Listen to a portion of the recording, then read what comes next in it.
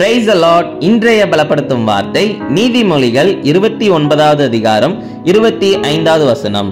Proverbs chapter 29 verse 25. கர்த்தரை நம்புகிறவனோ உயர்ந்த அடைக்கலத்திலே வைக்கப்படுவான். Whoever trusts in the Lord is set securely on high. ஹல்லேலூயா.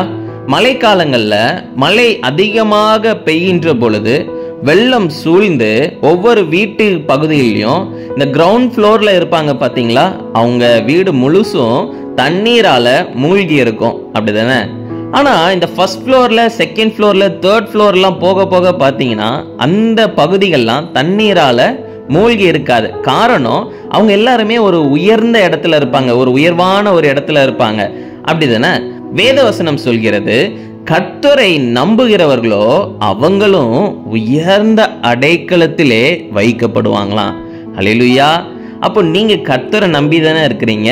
எப்பேற்பட்ட வெள்ளம் வந்தாலும், எவ்வளோ மழை பொழிந்தாலும், எவ்வளோ பிரச்சனைகள் வந்தாலும், போராட்டங்கள் வந்தாலும் உங்களுடைய வீடு மூழ்காது, நீங்க இருக்கிற பகுதி மூழ்காது. காரணம், நீங்க உயர்ந்த அடைக்கலத்திலே வைக்கப்படுவீங்க அப்படின்னு சொல்லி ஆண்டவர் இன்னைக்கு உங்களுக்கு வாக்கு பண்ணுகிறார். நோவாவுடைய வாழ்க்கையில பாத்தீங்கன்னா பயங்கரமான மழை பெஞ்சுது. அந்த இடங்கள் முழுவதும் தண்ணீரால மூழ்கி அநேக மனுஷங்க மரித்து போனாங்க. ஆனா நோவா கர்த்தரை நம்பி இருந்தார், கர்த்தரை சார்ந்திருந்தார். அதனால கர்த்தர் அவருக்கு ஒரு பேழையை கட்ட சொன்னாரு. அவர் அதை கட்டி முடிச்சு அவரும் குடும்பத்தில் இருக்கவங்களும் மற்ற சில காரியங்கள் எல்லாத்தையுமே கர்த்தர் என்ன செஞ்சாருன்னா அந்த பேழைக்குள்ள கொண்டு போய் பாதுகாத்தார். உயர்ந்த அடைக்கலத்துல இருந்தாங்க. கர்த்தருடைய பாதுகாப்பு அந்த குடும்பத்தினருக்கு இருந்துச்சு, அப்படிதானே? அப்போ அதே மாதிரிதான் உங்களுடைய வாழ்க்கையிலும் நீங்களும் கர்த்தரை நம்புகின்றதுனால உயர்ந்த அடைக்கலத்துல இருப்பீங்க. அவர் உங்களை பாதுகாப்பார். எந்த பிரச்சனைகளும், எந்த சூழ்நிலைகளும், எப்பேற்பட்ட போராட்டங்களும் உங்களை மேற்கொள்ளவே முடியாது. உங்களுடைய ஜீவனை பறிக்க முடியாது. எப்பேற்பட்ட பதவியில இருக்கிற மனுஷங்களாலையும் உங்களை ஒண்ணுமே செய்ய முடியாது. காரணம், நீங்க கர்த்தரையே நம்பி இருக்கிறீங்க. கர்த்தர் உங்களை பாதுகாப்பார்.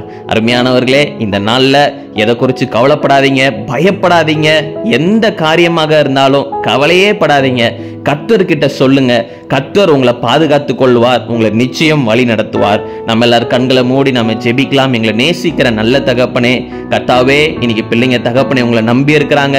ஆனாலும் ஆண்டவரே சில காரியங்களை குறித்து பயந்து கொண்டு இருக்கிறாங்கப்பா. ஆண்டவரே, பிள்ளைங்களை பாதுகாத்து கொள்ளுங்க. ஆண்டவரே, உங்களை நம்புகிற பிள்ளைங்களை நீங்க உயர்ந்த அடைக்கலத்துல வைத்து பாதுகாப்பே நீங்க சொல்லியிருக்கிறீங்கப்பா. நீங்க பிள்ளைங்களை பாதுகாத்து கொள்ளுங்க. எல்லா தகப்பனே ஏசப்பா, தீமையை செய்கிற மனுஷங்க கிட்ட இருந்து பிள்ளைங்களை பாதுகாத்து கொள்ளுங்க. பிள்ளைங்களை விலக்கி வைங்க. நீங்க வழி நடத்துங்க, மகிமைப்படுங்க. இயேசுவின் மூலம் ஜெபிக்கிறோம் எங்கள் ஜீவனுள்ள நல்ல பிதாவே. ஆமேன், ஆமேன், ஆமேன். எதை குறித்தும் பயப்படாதீங்க. கர்த்தரை நீங்க நம்பி இருக்கிறீங்க. கர்த்தர் ஒரு நாளும் உங்களை கைவிட மாட்டார். ஒரு நாளும் அவர் உங்களை விட்டு விலக மாட்டார். உங்களை பாதுகாத்து வழி நடத்துவார். God bless you. Have a joyful day.